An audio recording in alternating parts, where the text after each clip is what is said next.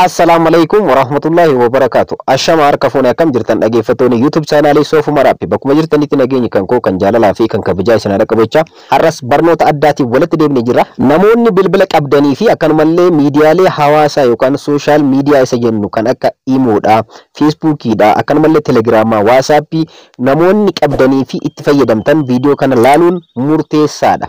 Video kana keessatti kan ilaallu jechuudha dhaggeeffattoota koo Imo keessan, Facebook keessan, Telegram keessan akkanumallee WhatsApp keessan namoonni akka isin xalafan yookaan akka isin hordofaa jiran akkaataa ittiin beekuu dandeessan. Namoonni isin hordofaa jiru moo isin hordofaa jiran Facebook keessan, Imo keessan, Telegram keessan, WhatsApp keessan yookaan xalafan ta'e akkamitti beekuu dandeessan. Yeroo itti aanu immoo dhaggeeffattoota koo namoonni Imo keessan, Facebook keessan, Telegram keessan, WhatsApp keessan yoo xalafan yoo jiraatan yookaan immoo isin to'atan yoo jiraatan akkamitti ofirraa hiikuu akka dandeessan isinitti agarsiisa.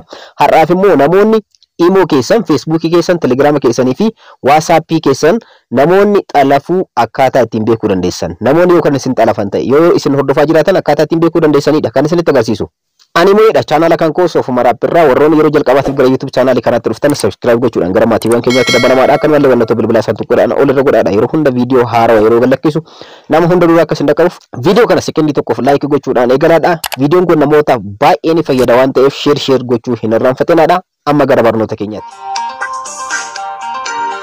Egaa dhaggeeffattoota koo akkuma duraan dursee isiniif ibsuudhaaf yaalletti Imo keessan, Facebook keessan, Telegram keessan, WhatsApp keessan social media itti fayyadamtan kamiyyuu jechuudha namoonni akka isin xalafan yookaan akka isin to'atan akkamitti beekuu dandeessan. Jalqaba Imo irratti isinitti agarsiisa. Imo irratti settingiin kun garaagarummaa waan qabuuf Imo lama irratti isinitti agarsiisa. Imo beetaa fi Imo normaal irratti. Jalqaba Imo beetaa irratti isinitti agarsiisu Imo beetaa keessan seentu. Ergasii bakka profaayilii Imo keessanii kanarratti kilik gootan. Ergasii immoo settingii keessan seentu. Itti aansuudhaan manage device kan jedhu keessa seenuudhaan asirratti dhaggeeffattoota kan arguu dandeessan yookaan beekuu dandeessan. Akkuma amma asirratti argattan device tokko qofatti online 1 2 3 4 yoo kan ta'u taate namni isin xalafee jira jechuudha. Already kan koo hin xalafamne jechuudha. Yeroo biraa immoo namoonni isin xalafanii yoo jiraatan akkamitti ofirraa hiikuu akka dandeessan isinitti agarsiisa. So jala kanatti device biraa yookaan immoo amma fakkeenyaaf kun Samsung A31dha kan asirratti argamu inni kun kan itti fayyadamaa jirudha. So kan biraa kana yoo jiraate namni isin xalafee jira jechuudha.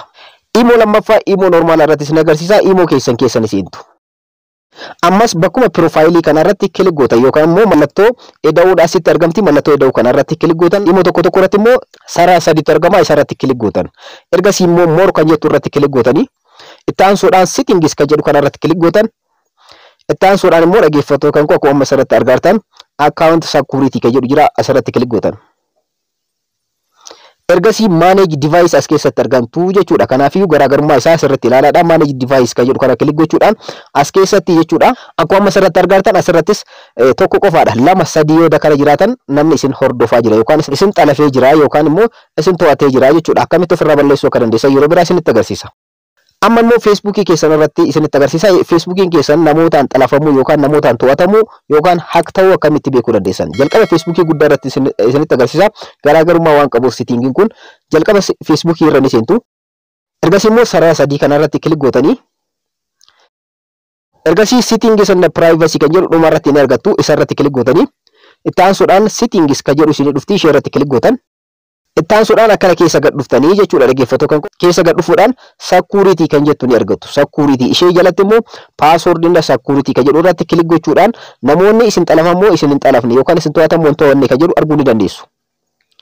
Password inda security irratti kilik gootanii ergasii akkuma asirratti argartan password inda security jalatti where you are logged in kan isin jedhu jira. Isa fuulduratti immoo see all kan jedhu kanarratti kilik gochuudhaan bilbila keessan namoonni to'atan as jalatti argamu jechuudha. Fakkeenyaaf device kana hundaan log godhee jira yookaan keessa seenee jira an Facebook kiyya. So kanneen keessa kan isin hin beekne yoo as keessa akkatti argatan ta'e device isin hin beekne fakkeenyaaf Samsung Galaxy 31 tti fayyadaman kan koo isa kanaadha sirriidha. Kan biraa yoo as keessatti kan argitan ta'e ofirraa balleessitanii akkamitti balleessuu akka dandeessan yeroo biraa isinitti agarsiisa. Facebook Lite yookaan Facebook diqqaadhaan isinitti agarsiisa. Facebook irra ni seentu. Ammas gubbaa kanarratti saraa sadii kanarratti kilik gootan.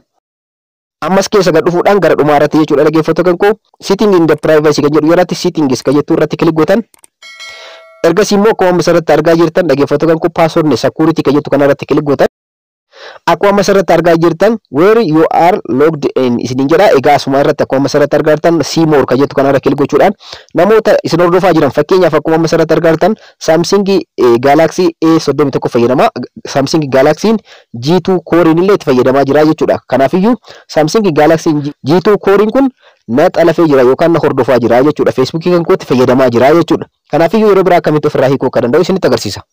Amma immoo Telegram keessan namaan xalafamuu yookaan immoo namaan to'atamuu yookaan namaan hack ta'uu akkamitti beekuu dandeessan. Telegram keessan isintu ergasii sarara sadii kanarratti kilik gootan keessa gad dhufuudhaan settings kan jettu kanarratti kilik gootan ammas akkuma masarratti argattan privacy and security kan jettu kanarratti kilik gootan ergasii immoo device kan jettu kanarratti kilik akkuma masarratti argaa jirtan xalafamee jira jechuudha. Samsung Galaxy G2 Core na xalafee jira. Inni kun Samsung Galaxy A31 kan koodha.